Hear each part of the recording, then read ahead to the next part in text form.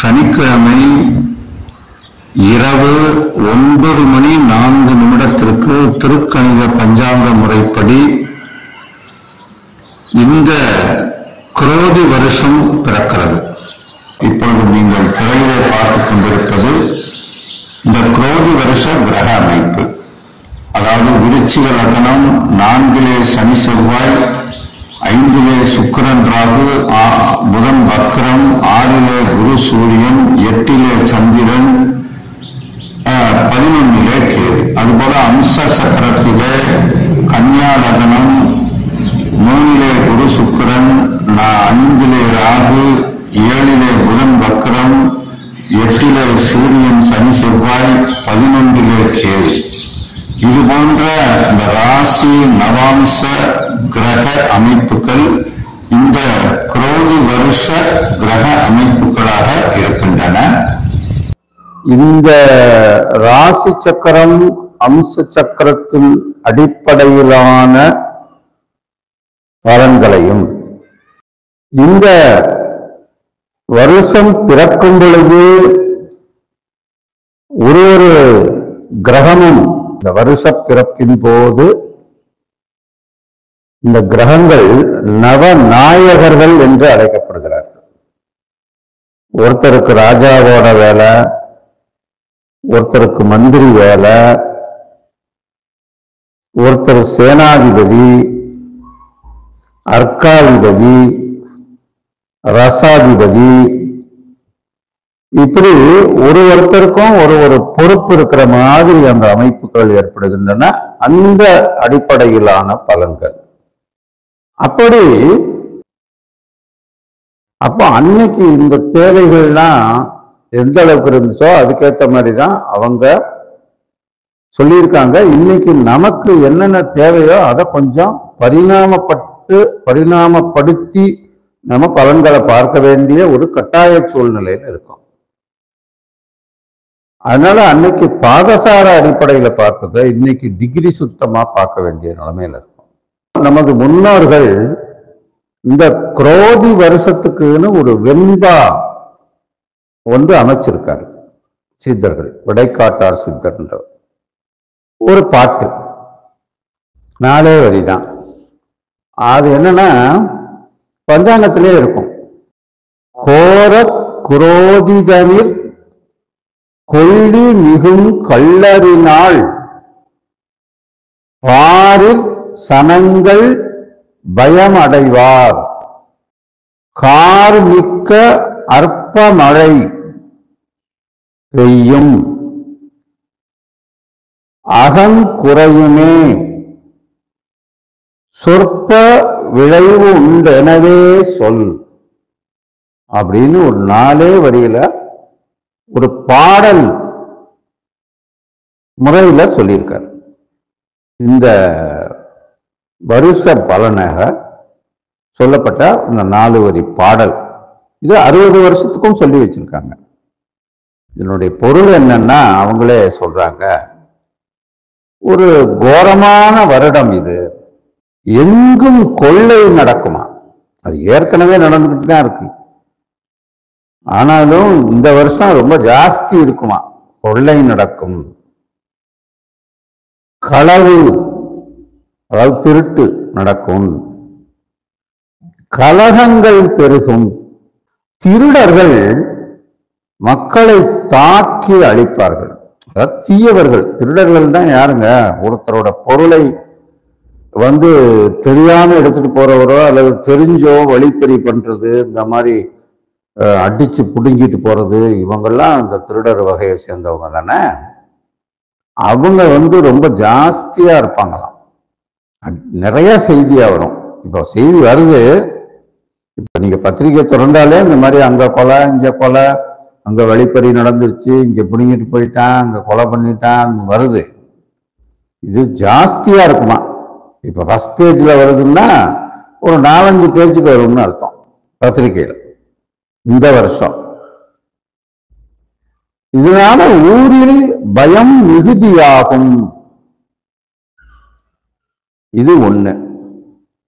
மழையும் தேவையான நேரத்தில் மிகவும் குறைவாகவே பொழியும்.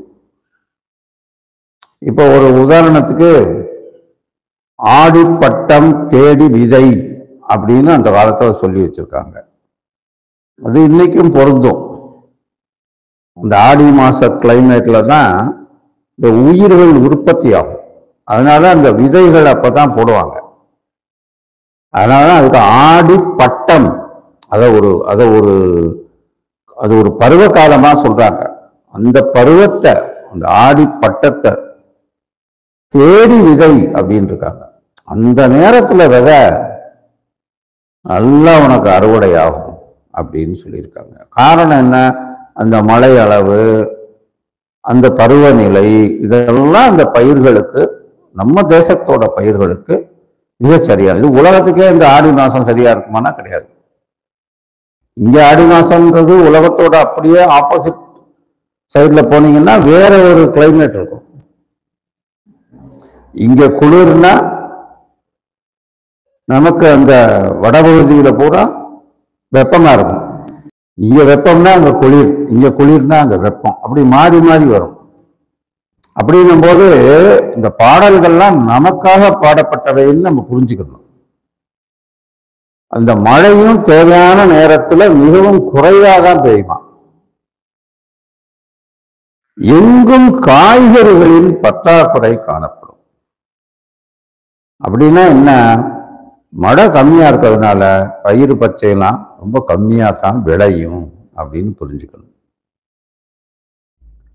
இது நோய்கள்னாலையும் இந்த பயிர்களும் அழிந்து போய் மிகவும் அற்பமான விளைச்சலை தரும். பலவிதமான நோய்கள் வரும். அதனால அந்த பயிர் பச்சையெல்லாம் அழிஞ்சு நமக்கு ரொம்ப கம்மியான ஒரு மகசூல் தான் கிடைக்கும் அப்படின்னு இந்த வருஷம் ஒரு அப்ராக்சிமேட்டான அந்த பலனை சொல்லியிருக்காங்க. இது எப்படி சொல்றாங்க அப்படின்னா அந்த கிரகங்களின் அடிப்படையில தான் சொல்றாங்க.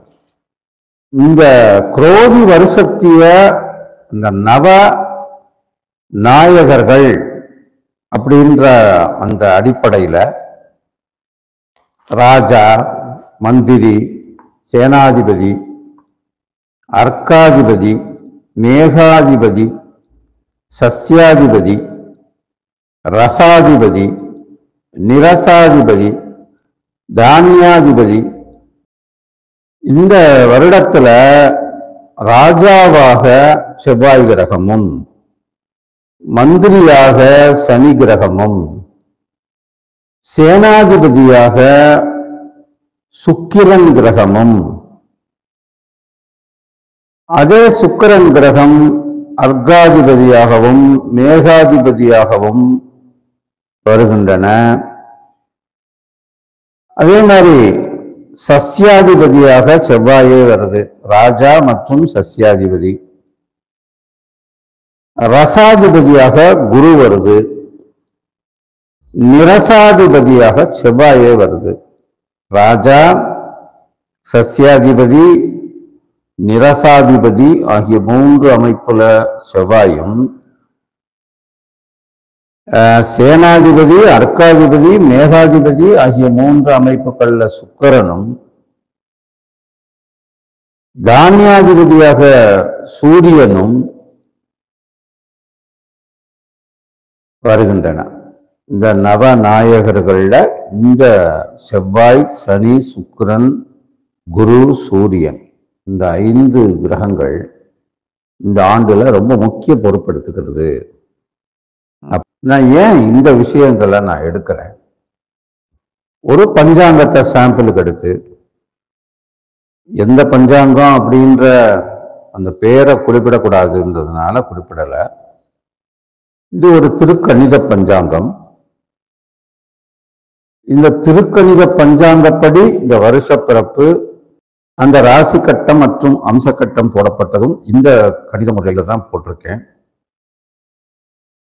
அதாவது இந்த கடந்த ஆண்டு இந்த வருஷத்தினுடைய அந்த எண்டு டேட்ல தான், அதாவது நடப்பு சோபகிருத ஆண்டுன்னு சொல்றோம்ல. இப்போ இன்னைக்கு இப்போ நம்ம பேசும்போது இது குரோதி ஆண்டு ஆரம்பிச்சிருச்சு. சனிக்கிழமை வரைக்கும், நேற்று வரைக்கும் சோபகிருது வருஷம் நடந்துகிட்டு இருந்துச்சு. பங்குனி 31ஆம் தேதி சனிக்கிழமை, அதாவது ஆங்கில அந்த 13/4/2024 அந்த தேதி, நேற்று இரவு 9:04 சுமாருக்கு நமது தேசத்தின் அடிப்படையில் இந்த சோபகிருது வருஷம் முடிஞ்சு குரோதி வருஷம் ஆரம்பிக்குது. அதாவது நேற்று நைட்டே ஆரம்பிச்சிருச்சு. இப்போ நம்ம பேசிட்டு இருக்கிறது ஞாயிற்றுக்கிழமை சாயங்காலம் பேசிக்கிட்டு இருக்கேன். அப்போ நான் ஏன் இப்போ இதெல்லாம் பார்க்குறேன்னா, அந்த பஞ்சாங்கங்கள்லேயே இந்த ராஜாவான அந்த செவ்வாயினுடைய பலனாக இந்த வருஷம் அந்த பலன்கள் எப்படி சொல்லப்பட்டிருக்கு. உதாரணமா இந்த நான் சொல்ற அந்த பஞ்சாங்கத்துல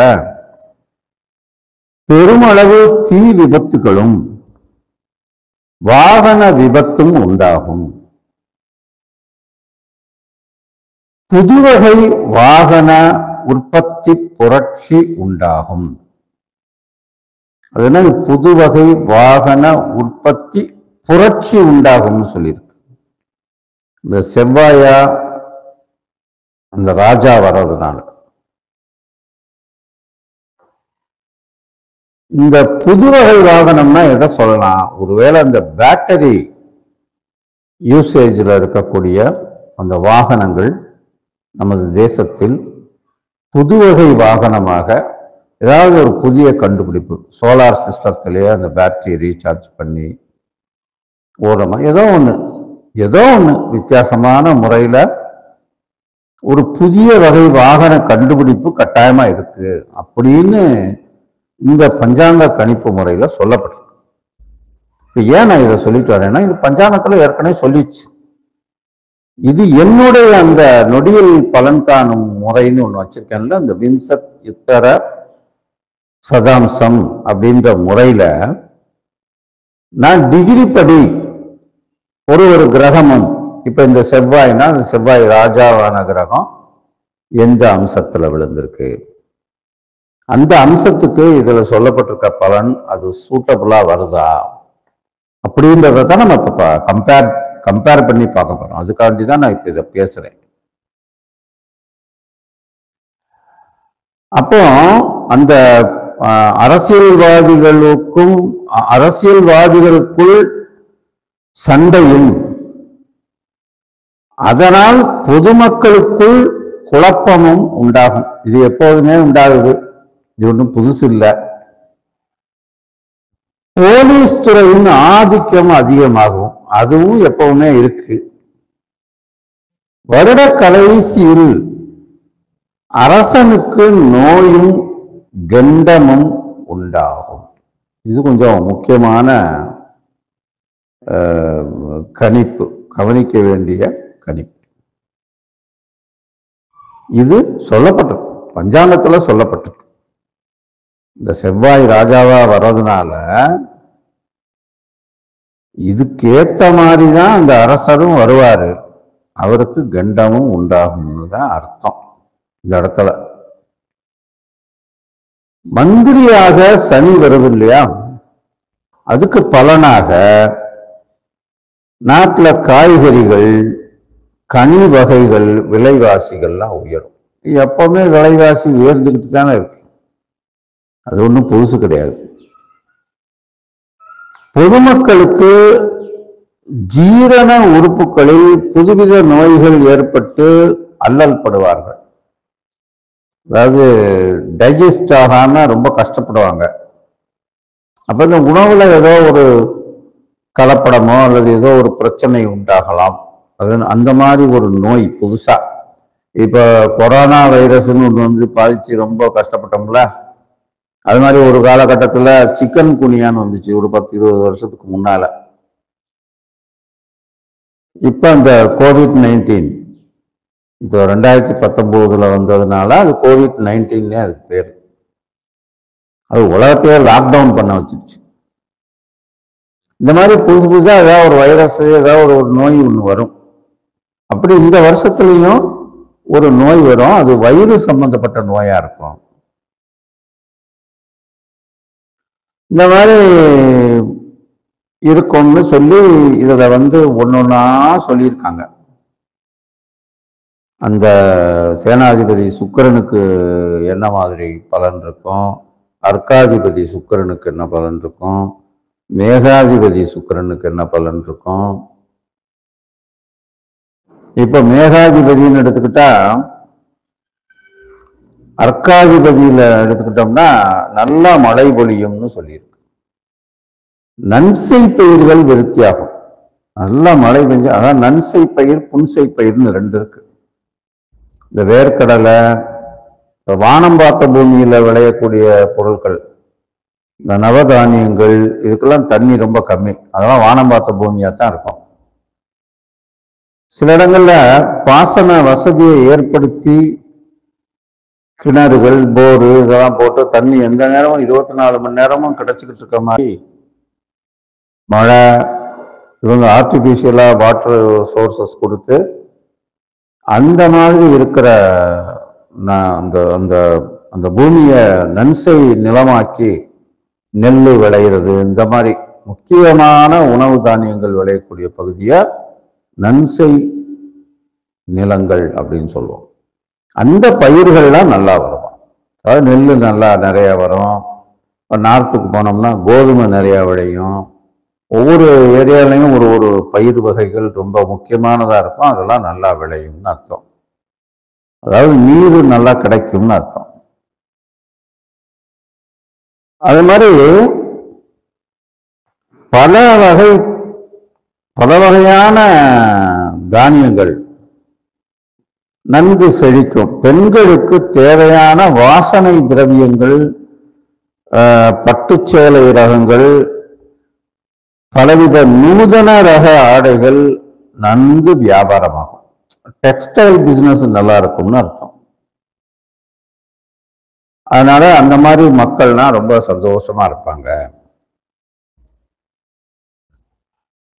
அதே மாதிரி அந்த மேகாதிபதி சுக்கிரன் காலத்தை நல்ல மழை பொழிந்து நல்ல விளைச்சலை பெற்று விவசாயிகள் நல்ல வருமானம் ஈட்டுவார்கள்.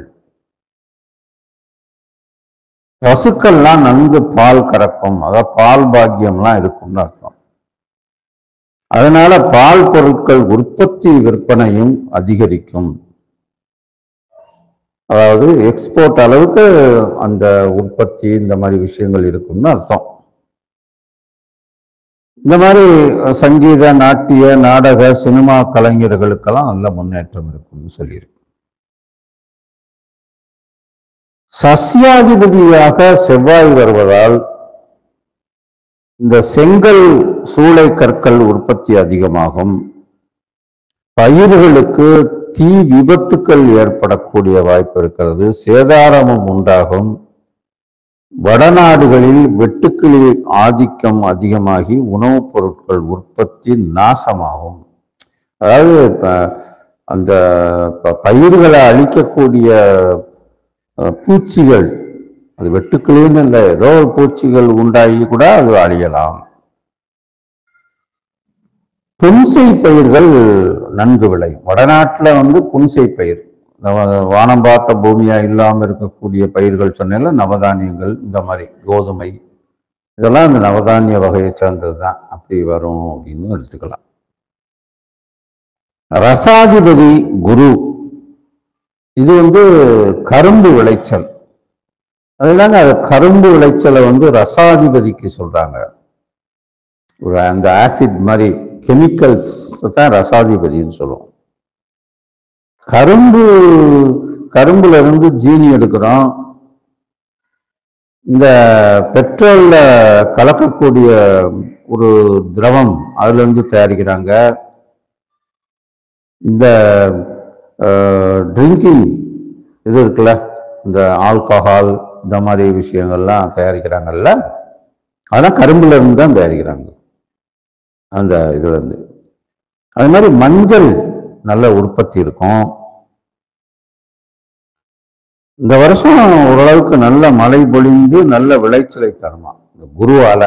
இந்த குரு ரிஷப ராசிக்கு போகுதுல மே மாசம், அது இந்த வருஷம் முழுக்க அங்க இருக்குமா, அதனால அந்த மாதிரி ஒரு அமைப்பு இருக்கும்னு சொல்லப்பட்டிருக்கு. நிரசாதிபதி அப்படின்னா இந்த ரசவாதம் இல்லாம இருக்கக்கூடிய விஷயங்கள், அதாவது பூமியில கிடைக்கக்கூடிய தனிமங்கள், அதாவது இந்த ரத்தினங்கள், நவரத்தினங்கள் சொல்றோம்ல, இந்த பூமியை தோண்டி எடுக்கக்கூடியது, நிலக்கரி, இந்த பவளம் போன்ற ரத்தினங்கள், இதெல்லாம் உற்பத்தி ஜாஸ்தியா இருக்கும். அதாவது அது அதிகமா கிடைக்கும். வைடூரியம், இது போல ரத்தினங்கள்லாம் அதிகமா கிடைக்குமா. பொதுவாக அதனால நவரத்தின வியாபாரம் அதிகரிக்கும்னு சொல்லப்பட்டிருக்கு.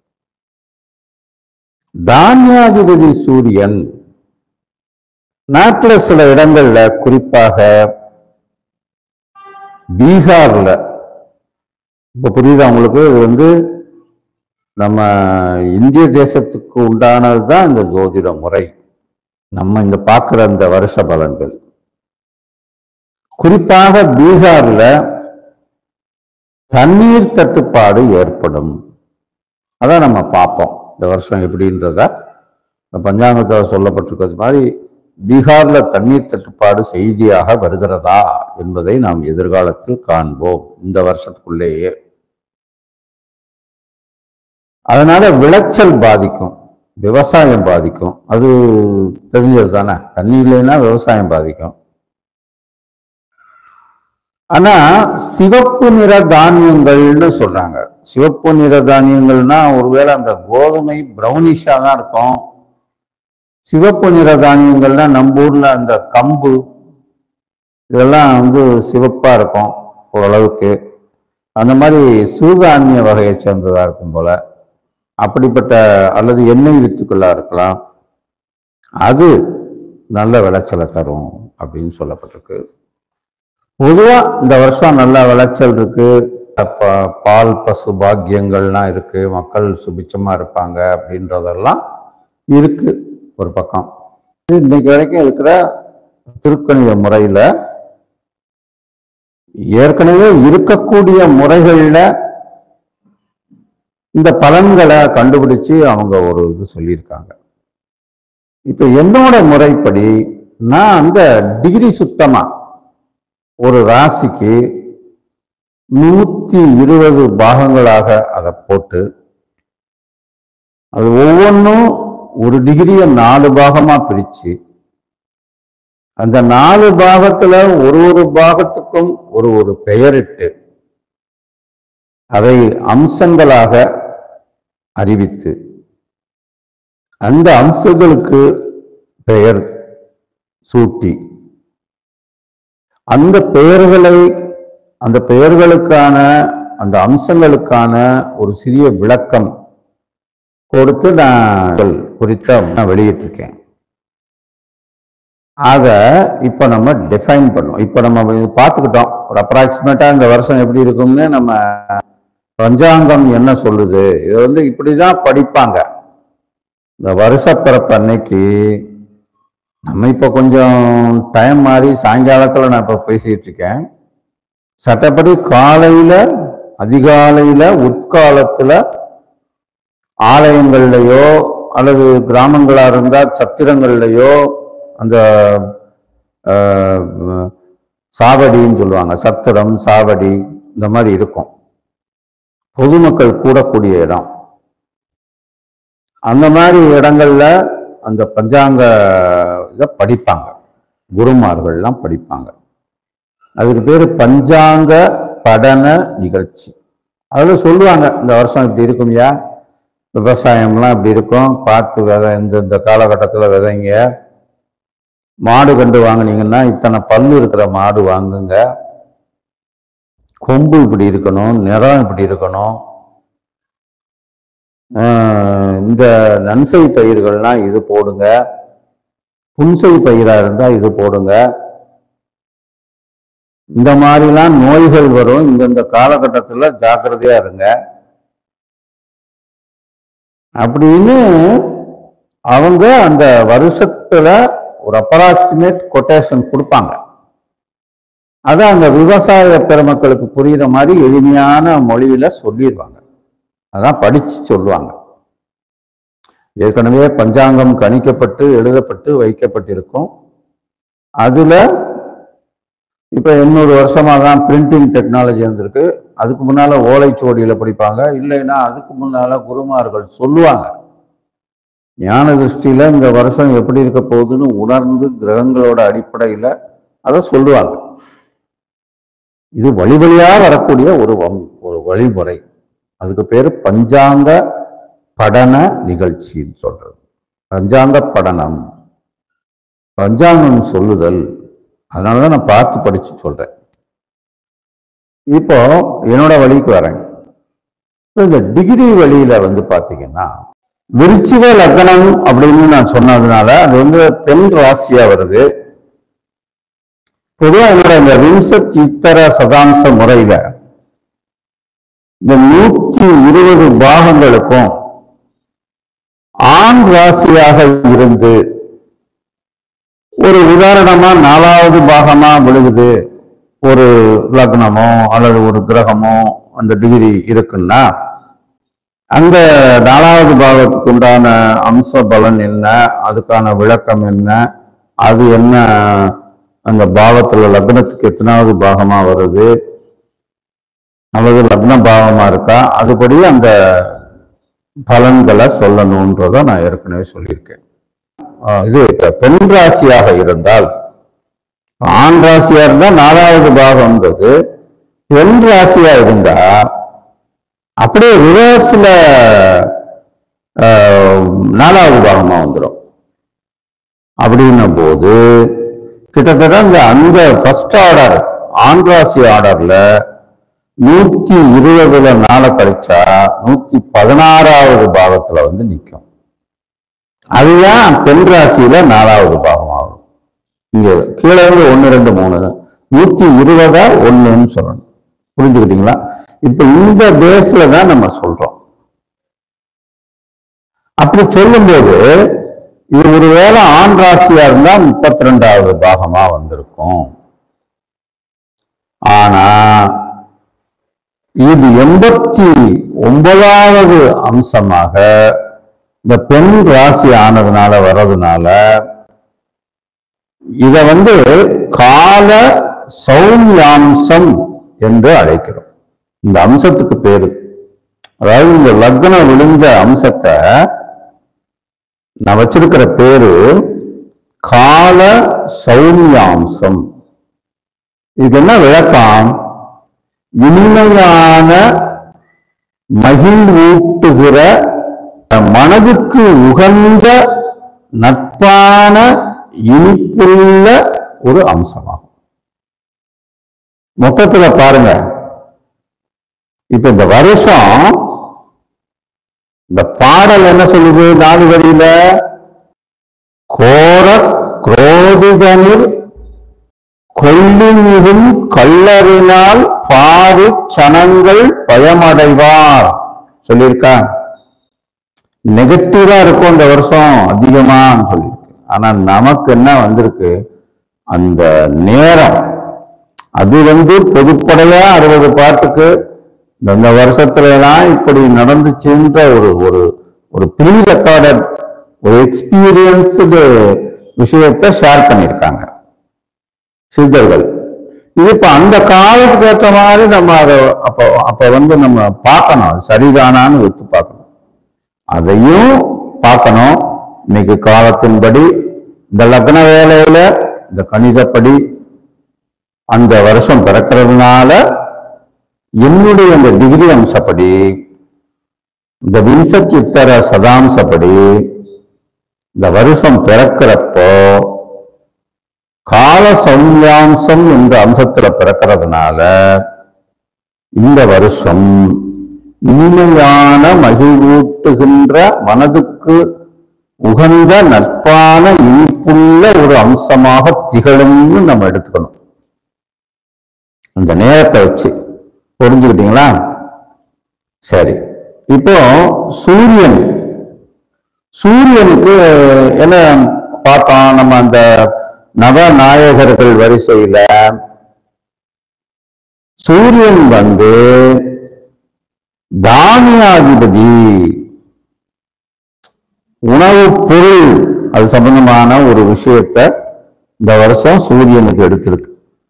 இப்ப பாருங்க இந்த டிகிரி சுத்தமா அது எப்படி நம்மளுக்கு கிடைக்குதுன்னு. சூரியன் 0 டிகிரி 0 மினிட்ஸ் 36 செகண்ட்ல விழுந்திருக்கு அஸ்வினி 1ஆம் பாவத்துல. அது மேஷ ராசி, அது ஒரு ஆண் ராசி. எனவே அதுல 1வது பாவத்தையே நம்ம அந்த அம்சமா எடுத்துக்கிறோம். அந்த அம்சத்துக்கு என்ன பலன்? கோர அம்சம்னு சொல்றோம். கோர அம்சம் அப்படின்னு அந்த ஆண் ராசியா இருக்கிறதுனால முதல் அம்சத்தையே அவனுடைய பலனா எடுத்துக்கிறான். அதுக்கு அர்த்தம் என்ன? பயப்படத்தக்க பயங்கரமான உருவத்தை உடைய தோற்றத்தை கொண்ட ஒரு அம்சம். இப்போ இந்த பாடல்ல இன்னொரு ஒரு பலனுக்கு ஒரு அந்த அந்த அந்த பாடலுக்கான பலனா என்ன சொல்லியிருந்தாங்க? இது கோரமான வருடம்னு சொல்லியிருக்கா. அது வந்துருச்சா? சூரியன் மேஷத்துக்குள்ள நுழைறதுதான் வருஷப்பிறப்பு. அப்ப வருஷப்பிறப்புன்றது ஒரு கோரமான வருஷம். அது பேரே குரோதி வருஷம். அது ஒரு கோரமான வருஷம்னு சொல்லிருச்சா? அப்ப கோரமான என்ன? கோராம்சம்னா பயப்படத்தக்க பயங்கரமான உருவத்தை உடைய தோற்றத்தை கொண்ட ஒரு அம்சம். அப்படி பேய் மாதிரி பேய பார்த்தா பயப்படுவான். கோரமா ஒரு உருவத்தை பார்த்தா எப்படி இருக்கும்? அந்த மாதிரி மனது திக்கு திக்குன்னு இருக்கும் இந்த வருஷம். இது 2019 அந்த ஒரு உணர்வு நம்மளுக்கு எல்லாருக்கும் வந்துச்சுல்ல, இந்த COVID-19.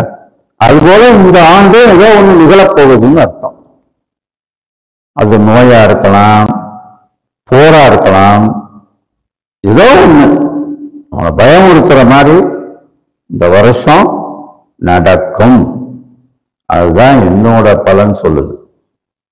நான் பயமுறுத்துறதுக்காக சொல்லல, அதுல இருக்கிறதான் நான் சொல்றேன்.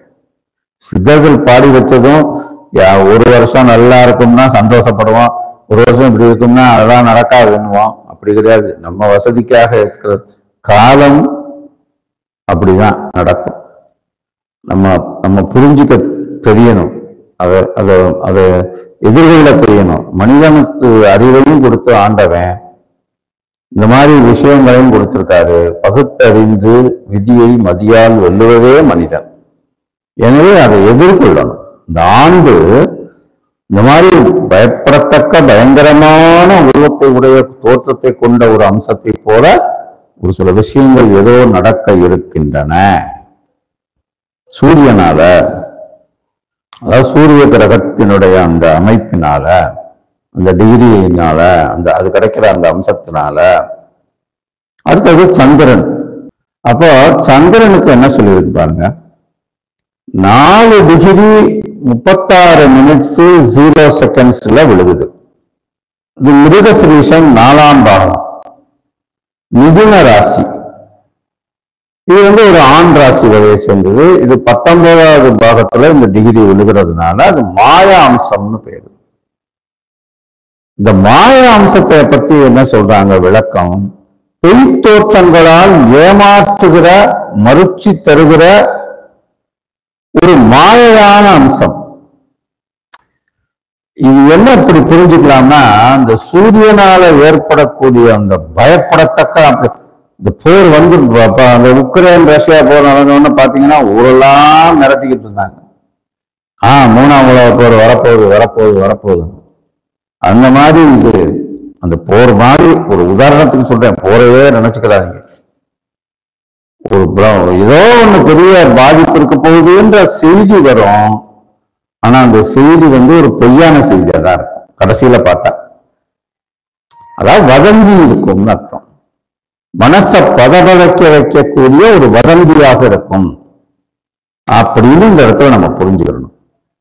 அது இந்த ஆண்டு அதிகமா இருக்கும்னு அர்த்தம். அடுத்து செவ்வாய். செவ்வாய் கிரகம் வந்து ராஜாவாகவும் வருது. அப்புறம் செவ்வாயினுடைய இது வந்து சஸ்யாதிபதியா வருது. அதாவது சஸ்யாதிபதினா பொதுமக்களை குறிக்கிறது. ராஜானா பொதுவா இந்த வாகனங்கள் இதெல்லாம் அந்த ராஜா இத சொல்றது. அந்த காலத்துல அந்த குதிரை எது முக்கியமா இருந்துச்சோ, அதாவது அந்த காலத்துல போக்குவரத்துக்கு அந்த அந்த உலகம் செயல்படக்கூடிய விஷயத்துக்கு முக்கியமா ஒரு போருக்கோ இல்ல ஒரு இடத்துல இன்னொரு இடத்துக்கு போறதுக்கோ ஒரு குதிரை இருக்கிறவன் பயங்கரமான ஆளான அது இருந்தாலே போதும். யானையை விட குதிரை ரொம்ப வேகமா போகும். பல வகையில் அது பயன்பாடு இருக்கும். அதனால குதிரை ரொம்ப இன்ன வரைக்கும் நம்ம பயன்படுத்துறோம். அப்ப அது மாதிரியான வாகனங்களை சொல்லலாம், வாகன உற்பத்தி இந்த மாதிரி விஷயங்களை சொல்லலாம். இந்த செவ்வாய் வந்து 22 டிகிரி 38 மினிட்ஸ் 24 செகண்ட்ல விழுகிறதுனால அது வந்து பூரட்டாதி 1ஆம் பாதம் கும்பராசியில விழுகுது. அது ஒரு ஆண் ராசி. அது வந்து 91வது பாகமா வருது. அது மிருத்வாம்சம் அப்படின்னு ஒரு அம்சத்துல விழுகுது.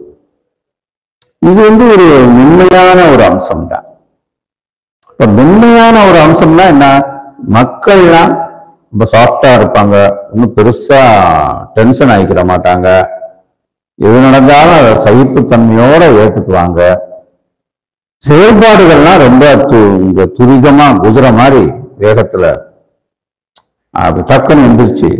அந்த மாதிரி ஒரு உத்வேகத்தோட நமது தேசம் உயரும், மக்கள் அதற்கு ஆதரவாக இருப்பார்கள்னு இந்த இடத்துல நம்ம புரிஞ்சுக்கலாம்.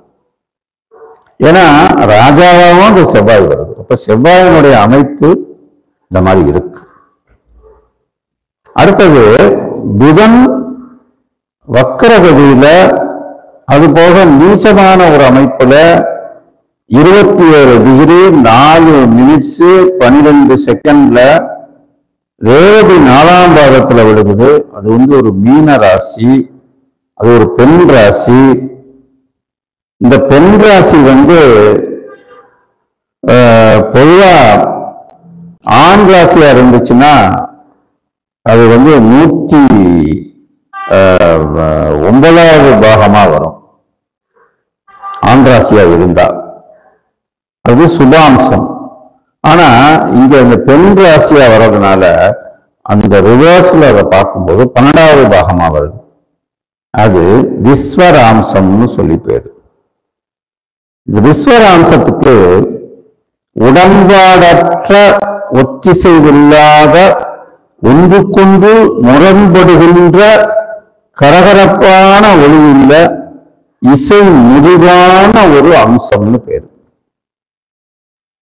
அதாவது இதை வச்சு நம்ம என்ன சொல்லலாம்னா, இந்த புதனுக்கும் இந்த நவநாயகர்கள்ல முக்கியத்துவம் இல்லை. ஆனா இதை பயன்படுத்தி நம்ம என்ன புரிஞ்சுக்கலாம்? உடன்பாடற்ற ஒத்திசைவில்லாத ஒன்றுக்கொன்று முரண்படுகின்ற கரகரப்பான ஒளியுள்ள இசை முறிவான ஒரு அம்சம். சோகமான ஒரு நிகழ்வுகள் இந்த ஆண்டுல இந்த புதனால நிகழும் அப்படின்றத நம்ம புரிஞ்சுக்கலாம். அடுத்தது குரு 25 டிகிரி. சார் இந்த நான் சொன்னேன்ல இந்த புதனால, இதை நல்ல இந்த வீடியோவை ஞாபகம் வச்சுக்கோங்க. நெக்ஸ்ட் இயர் நீங்க ரிப்பீட் பண்ணி பாருங்க. நான் போன வருஷம் வருஷ பலன் இதே பஞ்சாங்க படன நிகழ்ச்சி நடத்தும் பொழுது இந்த என்னோட முறையில சொல்லல, பொதுவான பஞ்சாங்க முறையில பஞ்சாங்க படனம் வாசிச்சேன். அப்ப நான் சொன்ன அந்த அந்த முன்னோர்கள் சொன்ன கவிப்படிதான் நடக்கும். 3வது உலக போர்லாம் ஒன்றும் வராது, அப்படியே வந்தாலும் நம்ம நாட்டுக்கு பாதிக்காதுன்னு சொன்னேன். ஒரு வருஷம் முடிஞ்சு போச்சு. இந்த நேரத்தோட ஆரம்பிச்சிருச்சு. நான் சொல்றது கரெக்டா போன சோபகிருத வருஷத்தினுடைய வருஷ பலன் ஆரம்பிக்க இது மாதிரி வருஷ பலன் சொன்ன அன்னைக்கு. அதே மாதிரி இப்ப இன்னைக்கு நான் சொல்றேன், இந்த வருஷத்துல இந்த புதனால ஏதோ ஒரு ஒரு ஒரு சோகமான, ஒரு தேவையற்ற, ஒரு ரொம்ப மிகவும் வருந்தத்தக்க ஒரு இசை மனசுல ஒரு கிளர்ச்சியை உண்டு பண்ணி ஒரு ஒரு அப்படி கேட்கிற மாதிரி ஒரு லயமா இருந்தா நமக்கு ரொம்ப பிடிக்கும். அது மனிதனை நல்ல ஒரு வழியில தூண்டும். இதே ரொம்ப சோகமா இருக்குன்னு வச்சுக்கோங்க, அந்த மாதிரி ஒரு சோகமான ஒரு நிகழ்வை கொடுக்கக்கூடிய சம்பவம் இந்த ஆண்டிலே இந்த புதன் அந்த அம்சத்தால நிகழ வாய்ப்பிருக்கிறது என்பதை புரிந்து கொள்ள வேண்டும். நாடே அதை நினைச்சு வருத்தப்படும். நல்லா புரிஞ்சுக்குங்க. அடுத்தது குரு. இந்த குரு 25 டிகிரி 56 நிமிட்ஸ் 24 செகண்ட்ல பரணி 4ஆம் பாதத்துல மேஷராசியில விழுகுது. இது ஆண் ராசியா இருக்கிறதுனால 104வது பாகமா வருது. இது பிரம்மாம்சம் அப்படின்னு சொல்லப்படுது. இதுக்கு அர்த்தம் என்னன்னா, ஒரு படைக்கும் ஆற்றல், ஒரு கிரியேஷன். குரு இங்க இந்த நவநாயகர்கள்ல குரு என்னவா வருது? ரசாதிபதியா வருது. அதாவது இந்த கெமிக்கல்ஸ் சார்ந்த விஷயங்கள், இந்த விஷங்கள், நவபாஷானம் சொல்றோம்ல, அந்த மாதிரி பாஷான வகைகள், நவரத்தினங்கள், இந்த மாதிரி விஷயங்களை எல்லாம் கூட சொல்லலாம். இதெல்லாம்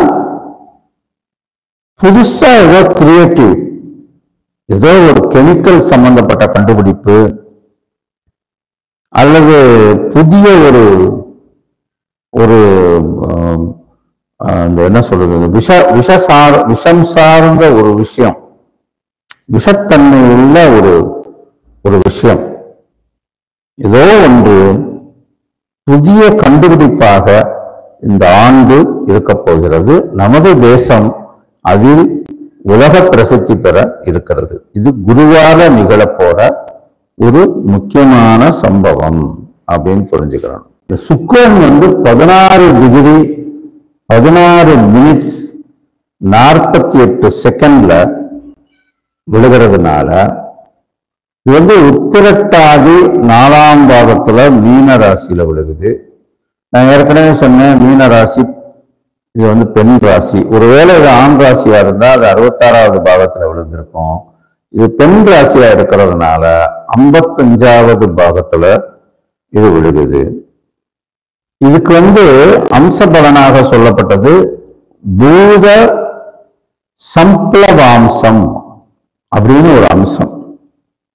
அதாவது இயற்கையின் முழுதளாவிய ஊழி வெள்ளம். நல்லா கவனிங்க. எதனால? சுக்கிரனால. சுக்கிரன் இங்க அந்த நவநாயகர்கள்ல சேனாதிபதியும் அதுதான், அர்க்காதிபதியும் அதுதான், மேகாதிபதியும் அதுதான். அப்ப மரம், செடி, கொடி, பக்ஷி, பசு, இந்த மாதிரி எல்லா உயிரினங்கள், அதாவது மனிதன் சார்ந்த உயிரினங்கள்,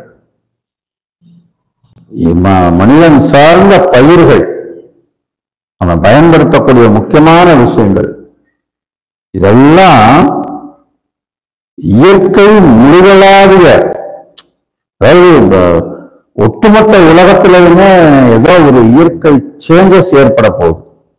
நல்லா கவனிச்சுக்கணும். இந்த வருஷம் அதுல அங்கங்க அன்னைக்கு இந்த சுனாமி டைம்ல பாத்தீங்கன்னா மிகப்பெரிய ஒரு ஆச்சரியத்தை பார்த்தோம். ஒரு தேசத்துல உள்ள போயிடுச்சு. இப்போ ஒரு உதாரணத்துக்கு இந்த கேது இருக்கக்கூடிய ஒரு நிலையை பார்த்தீங்கன்னா, இந்த அன்னைக்கு இந்த வருஷப்பிறப்பு அன்னைக்கு நேற்று நைட்டு அந்த வருஷப்பிறப்பு ஆகும்போது கேது கண்ணியில இருக்கு. நான் ஏற்கனவே பல முறை சொல்லியிருக்கேன், கண்ணியில கேது நின்னா கடல் தண்ணியும் வத்தி போகும். இந்த கேது பெயர்ச்சிக்கு பின்னால இப்ப ஜப்பான்ல நீங்க பழைய நியூஸ் போன ஜனவரியில நடந்ததுன்னு நினைக்கிறேன், அந்த நியூஸை போய் பார்த்தீங்கன்னா ஜப்பான்ல தென்மேற்கு பிராந்தியத்துல, அதாவது கன்னி மூலையில, ஜப்பானுக்கு கன்னி மூலையில தண்ணி வத்தி, கடல் தண்ணி வத்தி 2 தீவு வெளியே வந்திருக்கு. லிப்ட் ஆகி புதிய 2 தீவு, அதுக்கு 2 பேர் வச்சிருக்காங்க, அதை மறந்துட்டேன், அதை குறிக்க மறந்துட்டேன். 2 தீவு வந்திருக்கு. இது ஒரு செய்தி, இதை நீங்க போய் தாராளமா பார்க்கலாம். இது போன கேது இதே மாதிரி நமக்கு கன்னிராசியில இருக்கிற காலகட்டத்துல 2004 இது நடந்தது. அப்ப சுனாமி வந்துச்சு தென்மேற்கு மூலையில, அதாவது கன்னி மூலையில. அதனாலதான் கன்னியாகுமரியை கன்னி மூலைன்றதுனாலதான் அந்த தேவதைக்கு பேரே கன்னியாகுமரின்னு வச்சிருக்காங்க. அது கன்னிராசி அந்த இடம். அப்போ அந்த திருச்செந்தூர்ல மாத்திரம் பார்த்தீங்கன்னா கடல் தண்ணி உள்வாங்குச்சு. அப்ப பாருங்க எவ்வளவு அழகா அந்த காலத்துல சொல்லியிருக்காங்க. கண்ணியில கேதுன்னா கடல் தண்ணியும் வத்தி போகும்னு சொல்லியிருக்காங்கல்ல. அந்த மாதிரி இதுல என்ன சொல்றாரு, இயற்கை முழுகலாவிய ஊழி வெள்ளம் சுக்கிரனால. அப்ப இந்த ஜல பிரளயம், பிரளயம்னா ஒரு இடத்துல ஏறும் ஒரு இடத்துல இறங்கும் எல்லாம் நடக்கும். இந்த மாதிரியான ஒரு அம்சம் இந்த சுக்கிரனால ஏற்படுது. அடுத்து சனி, சனியை பத்தி என்ன சொல்லியிருக்கு, மந்திரியா சொல்லியிருக்கு. மந்திரி சனி 20 டிகிரி 45 மினிட்ஸ் 36 செகண்ட்ல விழுகுது. பூரட்டாதி 1ஆம் பாதத்துல விழுகுது. கும்பராசி, இது ஒரு ஆண் ராசி, 84வது பாகம். இது குல நாசாம்சம் எனப்படும். தனது குலத்தையே அழிக்கக்கூடிய ஒரு அம்சத்தை குறிக்கும்.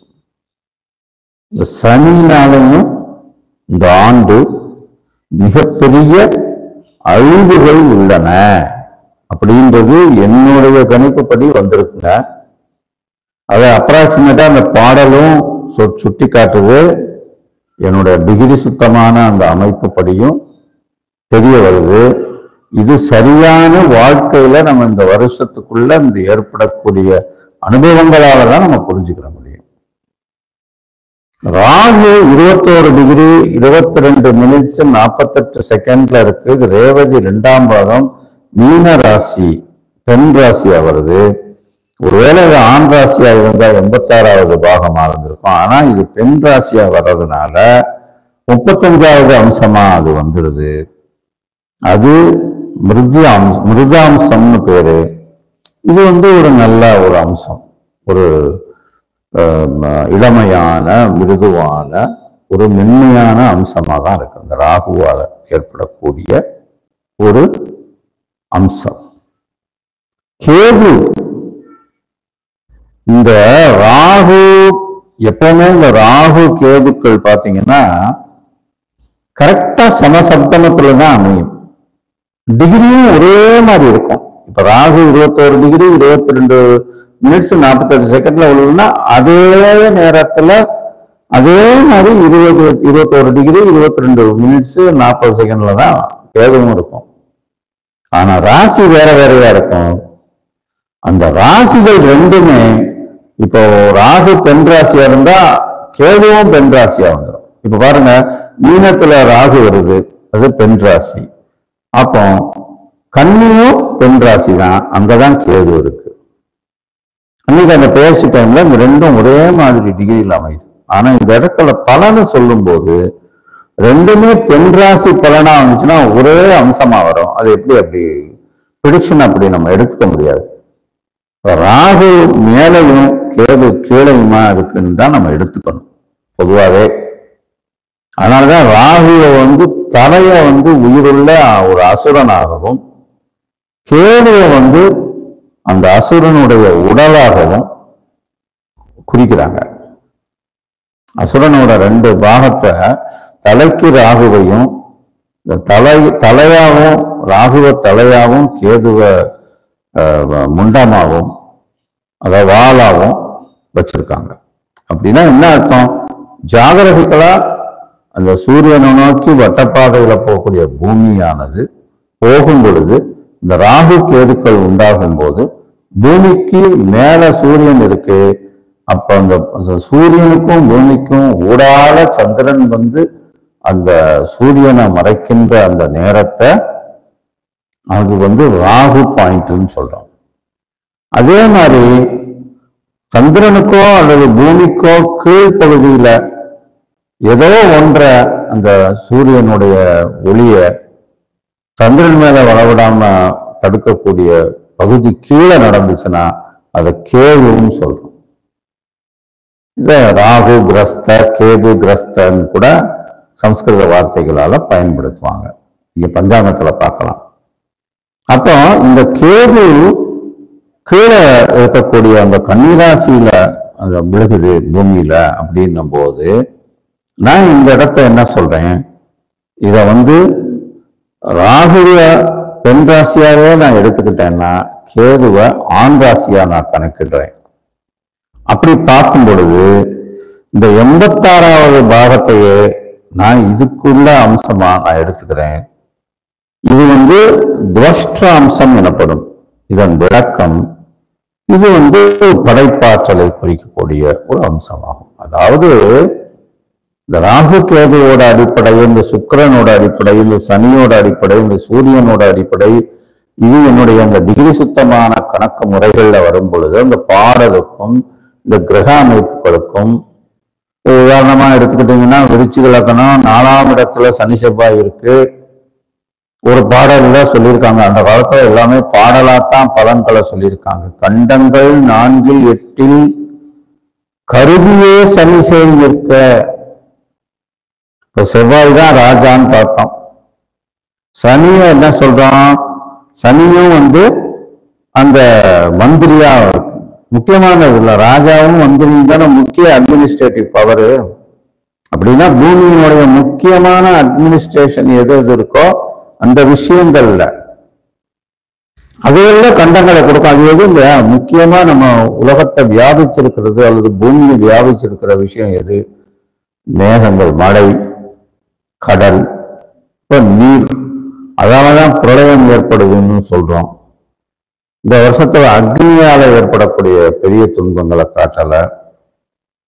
அப்படின்னா என்ன அர்த்தம், இதை நம்ம புரிஞ்சுக்கலாம். இயற்கை சீற்றங்கள்ல காற்று மழை இதுக்குள்ளதான் இருக்கு. இந்த போர் வந்தா கூட அதிகமா அந்த குண்டு வெடிக்கிறது அதெல்லாம் அக்னி சார்ந்தது, அது மாதிரி இல்லைன்னு தெரிஞ்சுக்கலாம். நல்லா புரிஞ்சுக்குங்க. இந்த ஆண்டுல இந்தியாவுக்குள்ள நடக்கிற விஷயத்த நான் சொல்றேன். அப்போ பொதுப்படையா பயமுறுத்தக்கூடிய, பாதிக்கக்கூடிய அல்லது இந்த இந்தியாவோட ஒரு முக்கியமான ஒரு பெரிய கண்டம் இருக்கு. கண்டங்கள் 4 8 கருதியே சனி செய் நிற்க இருக்காங்க. ஏதோ கண்டம் இருக்குன்னு நான் முதல்ல சொன்னேன், அதுபடி இருக்குன்னு வச்சுக்கோங்க. ஸோ இந்த வீடியோவை நல்லா பார்த்துக்கங்க. நான் சொல்லியிருக்கிற விஷயங்கள் இந்த ஆண்டுல நடக்குதான்னு பாருங்க. பஞ்சாங்கத்துல குறிப்பிட்டிருக்கிறபடியும் நான் சொல்லியிருக்கிறபடியும் இருக்கிற விஷயங்கள் ரொம்ப ரொம்ப துல்லியமா ஒத்து போற மாதிரி இருக்கு, சிங்க் ஆகுது. எனவே என்னுடைய இந்த விம்சத் யுத்தர சதாம்ச முறையில நாளடைவுல சுருக்கமா இந்த டிகிரி இந்த பலன் அவ்வளவுதான், சடக்கணும். இதெல்லாம் கால்குலேட் பண்ண வேண்டியதில்லை. இந்த மாதிரி ஒரு ஒரு ஒரு ஜாதகம் இருக்குன்னா, லக்னம்னா இந்த லக்னத்தினுடைய ஒரு தோற்ற அமைப்பு, லக்னம்னா அதுக்கு என்னென்ன பாவங்க, அதுக்கு என்னென்ன மாதிரியான பலன்களை சொல்ல முடியுமோ அதுல அந்த அம்ச அடிப்படையில அந்த பலனை சொல்லிடலாம். 2ஆம் பாவம்னா 2ஆம் பாவத்துக்கு உண்டான பலன், 3ஆம் பாவம்னா 3ஆம் பாவத்துக்கு உண்டான பலன், இந்த மாதிரி விறுவிறுன்னு நம்ம சொல்லிடலாம். அதுக்கான ஒரு ஒரு ஒரு முன்னோட்டமா தான் இதை கொஞ்சம் கொஞ்சமா இதை இன்ட்ரோடியூஸ் பண்ணிட்டே வரேன். ஒரு கட்டத்துல உங்களுக்கு அது புரிஞ்சு நீங்க அதை ப்ரிடிக்ட் பண்ணலாம் ஈஸியா. இப்ப நான் முதல்ல இந்த நெடுகிரி பலன் காணும் நிகழ்ச்சின்ற முறையில நான் சொன்னேன், ஒரு பிராண பிரதிஷ்டை, இந்த ராம் லல்லால பிராண பிரதிஷ்டை நடந்த நேரத்தின் அடிப்படையில பாரத பிரதமருடைய ஜாதகமும் அவர் தான் பிரதிஷ்டை பண்ணாரு. எனவே அந்த பிரதிஷ்டை பண்ண நேரமும் அந்த பிரதிஷ்டை பண்ண நபர் அந்த பிரதமருடைய ஜாதகமும் 2 ஜாதகத்தையும் கம்பேர் பண்ணி இந்த டிகிரி கணக்குல என்னுடைய முறையில நான் கம்பேர் பண்ணி அங்க எழுந்தருள பண்ணது ராமன் தான், அவர் கடவுள் தான் அங்க இருக்கிற ஒரு கடவுள் தான். அந்த பிரதிஷ்டை மிகச் சரியாகவே நடந்திருக்கிறதுன்னு நான் நிரூபிச்சேன். அந்த வீடியோவை நீங்க இந்த டிஸ்கிரிப்ஷன்ல நான் கொடுக்குறேன். நீங்க போய் பாருங்க வீடியோவை, பொறுமையா பாருங்க, மிக ஆழமா பாருங்க. இது ஒரு புது முறை. இந்த முறையை இந்த நூற்றாண்டுல நான் தான் இன்ட்ரோடியூஸ் பண்ணியிருக்கேன் என்று நான் பெருமைப்பட்டு சொல்லல. இது ஒரு ஆரம்பமே.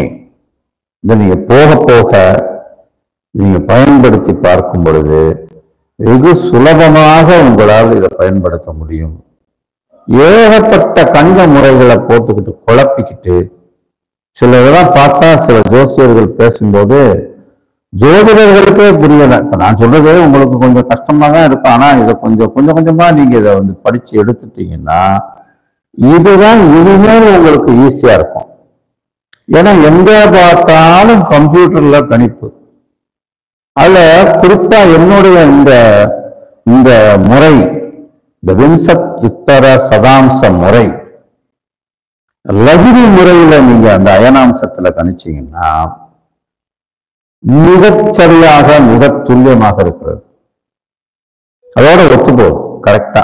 மற்ற முறைகள்னா வேற வேற முறைகள் நிறைய இருக்கு, அயனாம்ச முறைகள் நிறைய இருக்கு.